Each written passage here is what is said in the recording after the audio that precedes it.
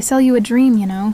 The ads plaster your screen with smiling faces, carefree people on bikes and insensible sedans, talking about freedom. Be your own boss, they say. Earn on your own schedule. It's the promise of an easy solution to the modern problem of being broke. They show you the app, the simple interface, the satisfying chime of a new order, the little map with a line drawing a path to your next paycheck. What they don't show you is the darkness that pools at the edges of that map. They don't tell you about the deliveries where the address isn't a home, but a destination. They don't tell you about the instructions that read less like a customer request and more like a ransom note. And they certainly don't tell you what it feels like when you realize the food getting cold in your passenger seat was never the point. That you're not the delivery person, you're the delivery. My name is Leo, and I took one for the team, as they say. I downloaded the app, signed up, and became another faceless driver in the sprawling gig economy. It started out just like they promised. I was a student, drowning in textbook costs, and the kind of instant noodle-fueled debt that feels both temporary and eternal. The job was a lifeline. I learned the rhythm of the city by its dinner schedule. The lunchtime rush for office workers who couldn't spare a minute, the evening surge of families too tired to cook, and the late-night cravings of fellow students and third-shift workers. I became an expert in navigating apartment complexes that all seemed designed by a madman, a connoisseur of which restaurants left their orders on a shelf and which ones made you wait an agonizing 20 minutes. My car, a beat-up but loyal Honda Civic, perpetually smelled of a strange mix of pizza, curry, and air freshener. It was my office, my escape pod, my mobile command center. It was predictable. It was safe. Until it wasn't. The order that changed everything came in on a Tuesday night, deep into a drizzly, soul-dampening October. It was just after 11 p.m., a time when the orders usually trickled to a slow, sad crawl of microwave burritos and 20-piece chicken nuggets. I was about to call it a night, my eyes gritty with fatigue, when my phone chimed with an offer that made me sit bolt upright. It was from Le Fantôme, a ridiculously expensive French restaurant downtown, the kind of place you only go for an anniversary or after a successful heist. The order was huge: duck confit, lobster bisque, filet mignon, the works. The payout was even bigger, a guaranteed $40 fare before tip. My thumb hovered over the accept button. It was a unicorn, the kind of order drivers tell stories about but rarely see. But then I looked at the destination. It wasn't a mansion in the wealthy suburbs or a penthouse suite downtown. The pin was dropped in the middle of the Blackwood Industrial Park, a sprawling, derelict graveyard of rusted warehouses and shattered dreams on the forgotten edge of town. Nobody lived there. Nobody worked there after 5. The customer notes sealed the deal on the weirdness. They were written in all caps. Leave on the concrete platform at the base of the Southern Water Tower exactly at 11:45 p.m. Do not be early, do not be late. Do not call, do not text. Leave the vicinity. Immediately, you will be compensated for your discretion. My friend Marcus, who also drove, had a rule. Any instructions in all caps, any mention of discretion, any destination that wasn't a house or a business, you cancel. You cancel and you don't look back. It's how you get robbed, Leo. He'd warned me a dozen times. They lure you out somewhere quiet. Take the food. Take your wallet. Take your car. I knew he was right. Every instinct, every primal, self-preserving nerve ending in my body was screaming at me to decline, to go home, to lock my doors and forget I ever saw it. But $40 was $40, and my rent was due in 3 days. I was $100 short. I rationalized it. It's probably just some rich kids playing a weirdly elaborate prank, or maybe a security guard who can't leave his post. The money was already guaranteed. They couldn't take it back. What was the worst that could happen? I'd drop a bag and drive away. So, with a deep breath that did nothing to calm the frantic hummingbird batting against my ribs, I accepted. The drive to Le Fantôme was normal enough, but pulling away from its warm, inviting lights with a bag of food that cost more than my weekly earnings felt surreal. As I headed towards the industrial park, the city's comforting glow receded in my rearview mirror, replaced by an encroaching, absolute darkness. The streetlights grew sparse, then disappeared entirely. The road devolved from smooth pavement to a cracked, pothole-riddled mess. The rain intensified, fat drops splattering against my windshield, the wipers struggling to keep pace. their rhythmic squeak thump the only sound besides my own ragged breathing. Blackwood Park was even worse than I remembered. Skeletal factories with shattered windows loomed like ancient beasts on either side of the road. Rusted chain-link fences sagged, their no trespassing signs riddled with bullet holes. It was the kind of place where hope came to die. I felt like I was driving through a post-apocalyptic movie set, and I was the idiot character who gets killed in the first 10 minutes. My GPS announced I had arrived. Ahead, silhouetted against the bruised purple sky, was the water tower, a monolithic rust-streaked titan of steel. I killed my headlights, my car plunging into a darkness so profound it felt like a physical weight. I checked the time on my dash, 11:43, 2 minutes early. The instructions had been clear. Do not be early. My heart hammered against my chest. Was someone watching? Was this a test? I sat in the suffocating silence, the engine ticking as it cooled, every sense on high alert. The smell of the expensive food was nauseating now, an intrusive, cloying scent of a world I didn't belong in. The seconds dragged by like minutes. 11:44. Then, finally, 11:45. With shaking hands, I grabbed the bag, pushed my door open, and stepped out into the cold, damp air. The wind howled, a mournful sound that whipped through the skeletal remains of the buildings. I couldn't see more than a few feet in front of me. I used the faint light from my phone screen to guide my way to the concrete platform at the base of the tower. It was slick with rain. I placed the bag down gently as if it were a bomb.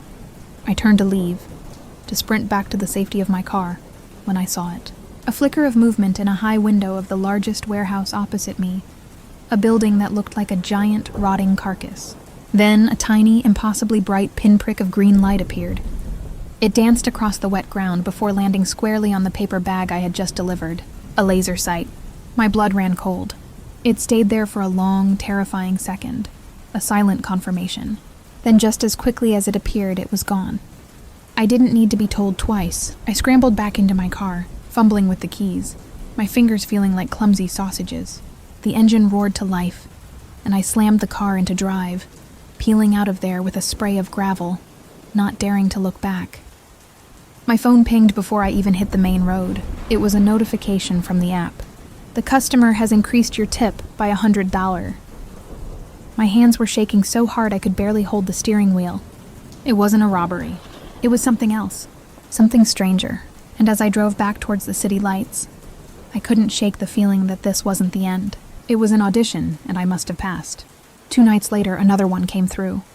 Different high-end restaurant, different fake customer name, but the same MO. This time, the destination was an abandoned bridge on a forgotten county road miles outside of town. The instructions were just as specific. Place the order on the 3rd support pillar from the east side. A single car will flash its high beams twice. That is your signal to leave. Again, the payout was astronomical. Again, my rational mind screamed at me to stay away. And again, the siren song of my empty bank account was too loud to ignore. I took it. The entire experience was a repeat of the first, a masterclass in suspense and paranoia. The desolate road, the oppressive silence, the feeling of unseen eyes tracking my every move. I left the bag of expensive Thai food on the designated pillar, my head on a swivel. I got back in my car, my doors locked, my engine running. I waited. A minute passed. Then 2. Far down the road, a pair of headlights cut through the darkness. They approached slowly, then flashed their high beams. Once, twice, the signal. I didn't wait for them to get any closer. I pulled away, my gaze fixed on my rearview mirror. The car never followed, and like clockwork, the ping from my phone arrived.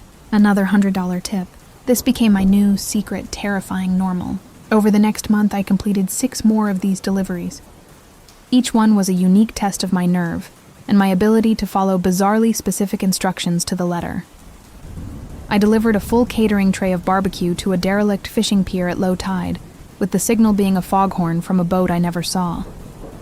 I left a bag of gourmet Italian food at the entrance of a collapsed mine shaft, the signal a red balloon that floated up from the darkness. I was a ghost, a courier for a phantom client, and I was getting rich. I caught up on my rent. I paid off my credit card. I bought new textbooks without wincing. I was living a double life. By day, I was just Leo, the tired college student.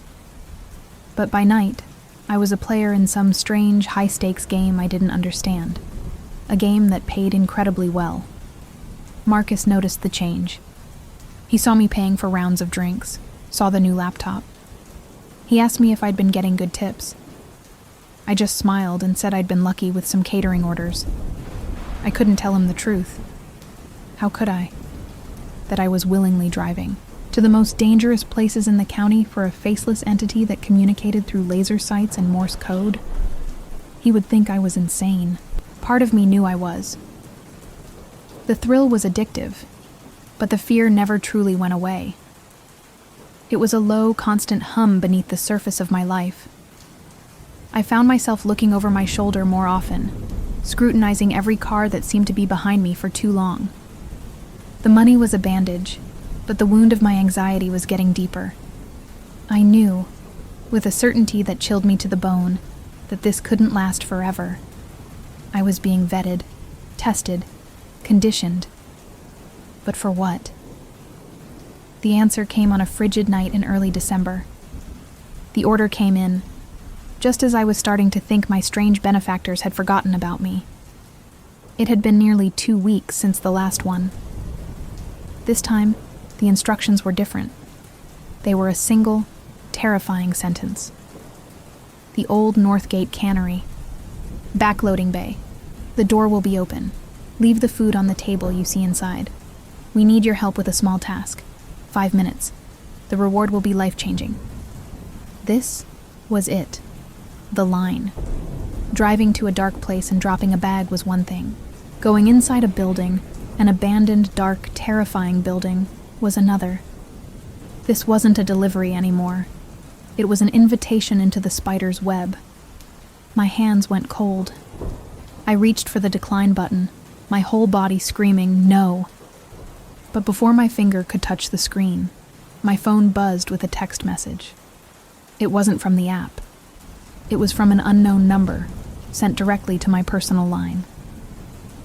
We see you're hesitating, Leo. We wouldn't want you to make a poor decision.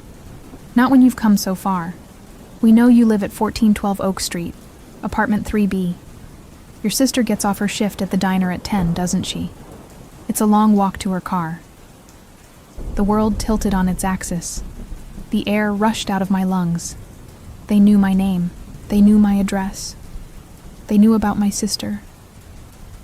The hum of anxiety I'd been living with erupted into a full-blown siren. This was never a game. I was a pawn, and I had been maneuvered into a checkmate I never saw coming. The vague, shadowy threat that had been my strange employer was now a very real, very specific monster, and it knew where I slept. The text came again. The task is simple. The reward is $5,000. Cash. Be at the cannery by midnight. There was no choice. There was never a choice. I was trapped. The 40-minute drive to the Northgate Cannery was the longest of my life. My mind was a whirlwind of terror and desperate calculation. Call the police? And say what? That a mysterious customer for my food delivery app knows my address and is offering me $5,000? They would think I was a crank, or worse, involved in something criminal myself. I thought about driving to my sister's diner, telling her to call in sick, to go somewhere safe. But where was safe? If they knew her schedule, what else did they know? Every option felt like a dead end. I was in this alone. The cannery was a monster of brick and rusted metal, its empty windows like vacant eyes staring out into the night. It was even more imposing up close than the warehouses at Blackwood. I found the rear loading bay, a cavernous concrete dock slick with moss. As promised, one of the massive metal roll-up doors was propped open a few inches from the ground, a dark, uninviting maw. I took the bag of food. It was from a cheap burger joint this time, a cruel joke, and slid underneath the door. The air inside was cold and smelled of rust and decay.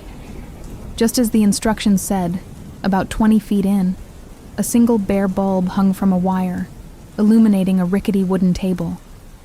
It was the only light in a space that felt as big as a football field. My footsteps echoed unnervingly. I placed the bag on the table, my heart trying to beat its way out of my chest. My job was done. I turned to leave. and the door slammed shut with a deafening final boom. The darkness that consumed me was absolute. It was a physical presence, pressing in, stealing my breath. Panic, cold and sharp, seized me. I was blind, trapped. "Well done, Leo." The voice came from everywhere and nowhere at once, amplified and distorted by a speaker system, echoing through the vast dark space. "You've been most reliable, punctual, discreet. You follow instructions without asking questions, a rare quality." The voice was calm, metallic, utterly devoid of emotion. "We have been looking for someone with your particular skill set. We've been vetting drivers for weeks. Most are too cowardly. Some are too stupid. But you are just right." My mind struggled to process the words. Vetting drivers? This whole thing, from the very first delivery, was a series of bizarre job interviews. "What do you want?" I managed to stammer, my voice a pathetic squeak. A series of harsh industrial floodlights flickered on, blinding me. I threw my arm over my eyes, and when I could see again, they were there. At the far end of the cavernous room, standing by a pallet of unmarked wooden crates, were two figures. They were dressed in dark, functional clothing, their faces completely obscured by black ski masks and dark goggles. They were tall, imposing, and stood with a stillness that was deeply unsettling. "We want you to complete one final delivery," the distorted voice boomed again. It seemed to come from a speaker mounted on a pillar near them. "Your final test, if you will. Do this, and you walk away with the $5,000 we promised, and we will permanently delete all the information we have on you and your family. Fail, and the consequences will be severe." One of the figures walked over to a duffel bag on the floor and kicked it. It skidded across the concrete, stopping a few feet away from me. It looked heavy. "This is not food," the voice stated unnecessarily. "You will transport this bag to the Sandpiper truck stop, 2 hours north on I-95. You will park in the rearmost lot by the fence. You will wait for a blue Ford F-150. The driver will approach your window and say, 'The night air is cold.' You will respond, 'But the coffee is warm.' You will give him the bag. You will then receive your payment. Is that clear?" I could only nod, my throat too tight to speak. "Good," the voice said. "To ensure your compliance, my associate will be accompanying you." The second masked figure started walking toward me, his heavy boots echoing on the concrete. My blood turned to ice. This wasn't a delivery. This was a kidnapping. I was a coerced mule, a disposable asset. And I was about to get in a car with one of them. The drive north on the interstate was a silent, 2-hour-long panic attack. The masked figure sat in my passenger seat, perfectly still, his head forward, watching the road. He hadn't said a single word since getting into the car. His silence was more terrifying than any threat. It was the silence of a predator, confident and patient. The heavy duffel bag sat on my back seat, its weight a constant, oppressive presence. I didn't know what was inside, and I didn't want to know. Drugs, guns, money, a bomb. Every possibility was worse than the last. I drove exactly the speed limit, my hands gripping the steering wheel so tightly my knuckles were white. My mind raced, desperately searching for an escape. Could I crash the car? Could I pull over at a gas station and make a run for it? But the thought of my sister, of the cold, calculated threat against her, paralyzed me. I was on a leash, and the men in the warehouse held the other end. Every pair of headlights in my rearview mirror was a potential threat. Every police car I saw on the side of the road sent a jolt of pure adrenaline through me. I wanted to be pulled over more than anything in the world, yet I was terrified of what my silent passenger would do if it happened. The Sandpiper truck stop appeared out of the darkness, an oasis of fluorescent light and diesel fumes. It was busy, even at 2 a.m. Trucks rumbled in and out, their air brakes hissing. For a brief moment, The sight of so many people gave me a sliver of hope. I couldn't be hurt here, not with so many witnesses. "The back lot," my passenger said, his voice a low, gravelly rasp. It was the first time he'd spoken. The sound made me jump. I followed his direction, navigating past the main building and the rows of parked 18-wheelers to a poorly lit, remote lot at the very edge of the property, bordered by a dense patch of woods. He pointed to a spot by the fence, as far away from the lights and other vehicles as possible. I parked and killed the engine. The sudden silence was deafening. We waited. The minutes stretched into an eternity. My eyes scanned the lot, searching for a blue pickup truck. "There," the man grunted, nodding his head. A pair of headlights was pulling into the lot, a dark blue, slightly beat-up Ford F-150. It drove slowly, then parked 2 rows away from us, its engine still running. This was it, the exchange. My heart pounded. But as I watched, a third vehicle pulled into the lot, a state trooper's patrol car.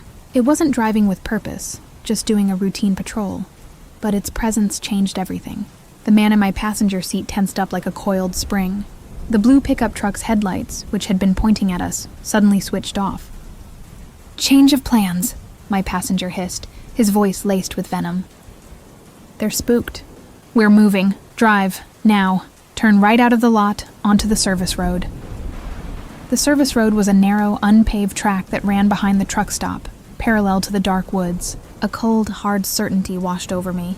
This wasn't just a change of plans. This was the end of the line. They weren't just going to let me go. I was the loose end. My dad was a mechanic, a man of simple, practical wisdom. He'd taught me to drive, and he'd given me one piece of advice I'd never forgotten. "In a bad situation, son," he'd said, "a car is a weapon. Never let them box you in. Never let them take you to a second location."